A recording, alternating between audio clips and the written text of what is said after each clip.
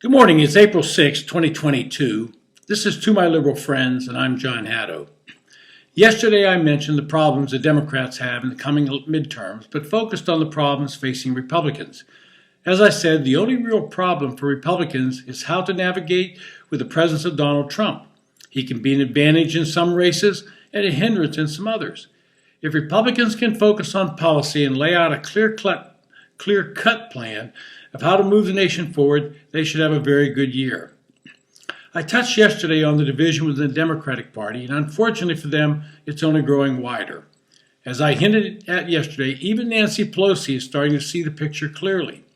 A former staffer of her office recently took a job in downtown Washington in the government relations field. In some conversations with their new colleague, said that the high water mark for Democrats would be a loss of 15 seats. In other words, that's the best outcome that they're predicting in Pelosi's office. That number would balloon towards the 40-plus mark based on recent polling.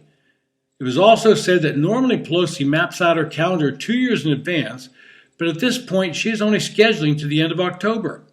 I suspect, in fact I'm pretty positive, that if the Democrats lose the House, Pelosi will retire and go back to California. She lost the majority once before and was able to hold on as the leader of the Democratic caucus, but she'll not survive another loss. The progressives in the caucus, as I pointed out yesterday, come from deep blue and predominantly urban districts. Prior to the last election, Pelosi herself said that in many of those districts, quote, a Democrat running as a glass of water could win, end quote. They don't have to worry about getting reelected, and being honest, their constituents like big government and the programs that ensue from government largesse. Too many of them, it is a major source of their family income. They don't pay much in the form of federal income taxes, so they don't get upset when someone says it's time to raise taxes. They nod in agreement when their progressive members of Congress demand that the, quote, wealthy, end quote, pay their fair share. Of course, they have no idea what any of these people really pay. The top 10% pay 80% of the federal income taxes, but it sounds good to them to demand that they pay more. This has allowed the progressives, led by Alexandria Ocasio-Cortez and Pramila Jayapal, Democrat from Washington, to grab the megaphone and shout to the crowd about all the injustices they see in the world. They championed the Build Back Better bill that collapsed in Congress, and now they're demanding that anyone opposing this deal be pressured into conforming to their view of the world. That means attacking moderates like Joe Manchin from West Virginia and Kyrsten Sinema from Arizona, who blocked the bill in the Senate. Joe Biden is continuing to sink in the polls, and every reasonable Democrat is hearing alarm bells go off in their heads. They see what is coming, and they're trying to think of a way, anyway, to head it off, but things could always be worse, and they would be if Biden listened to his left-wing critics. They look at Democrats' low poll numbers, and they think the way to raise them is to go even further left and be even more partisan. AOC, Alexandria Ocasio-Cortez, the Bronx Democrat, recently said that Biden and other Democrats have erred by clinging to the outdated belief that bipartisan deals are possible. They are in danger of losing seats this fall, she claims, because they have catered to a dwindling group of independent voters rather than delivered for the party's base. So she's demanding, as I said, to play hardball with Democrats like Kyrsten Sinema and Joe Manchin. Ocasio thinks that the failure of Democrats' Build Back Better initiative vindicated the legislative strategy that she and other progressives pursued, and that was holding up the passage of the bipartisan infrastructure bill the moderates wanted to pass, and with their support were able to do it. She wanted to tie it together to Build Back Better so that they were passed in tandem. How they arrived at this conclusion, to be honest, is puzzling to me. If you recall, it was the Progressive Caucus that demanded that those bills be tied together and passed together or not at all. That didn't work because such a strategy would have resulted in no bill passing, which was fine with the progressives, and that would have given the Democrats and Joe Biden absolutely nothing to talk about being passed in a very weak legislative agenda. But AOC continued to scream and yell about how Biden has to deliver for the progressives, despite what the polling data is telling every reasonable Democrat. Biden has slipped badly in the polls and is hovering around or below the 40% approval mark. But more importantly, he's dropped precipitously among independents.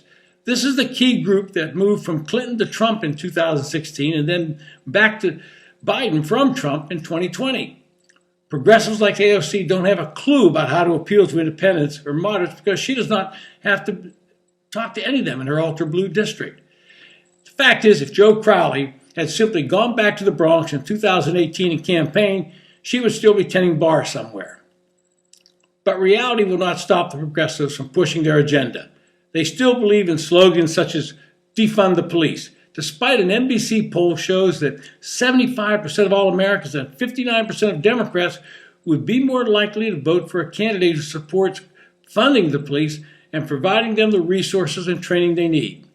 But this falls on deaf ears among the progressive wing of the Democratic Party, and the liberal pundits in the media urge them on mostly based on their all-consuming hatred of Donald Trump. They believe the Democrats should push forward with the progressive agenda, and night after night on outlets like CNN and MSNBC, they keep trying to villainize Trump and say the Democrats should make him the face and focus of their attention in the campaigns. Make all races about Trump. They ignore that Terry McAuliffe tried that in Virginia, ignoring the issues the voting really cared about, and lost a governor's race that seemed like a slam dunk at the outset. I'm in California today and had to fill up at the pump when I arrived. Yes, I was in real sticker shock with a price over $6 per gallon. I was in Costco on Saturday and watched a gentleman picking up packages of steaks, looking at the price of them, putting them down, picking up another one, looking for the one that had the lowest sticker price on it. He had a glazed eye look on him. These are the issues that the American voters are facing. These are the issues that hit them in the face every day, and liberals like AOC and her fellow progressives cannot see it because they're too busy demanding more government spending and programs.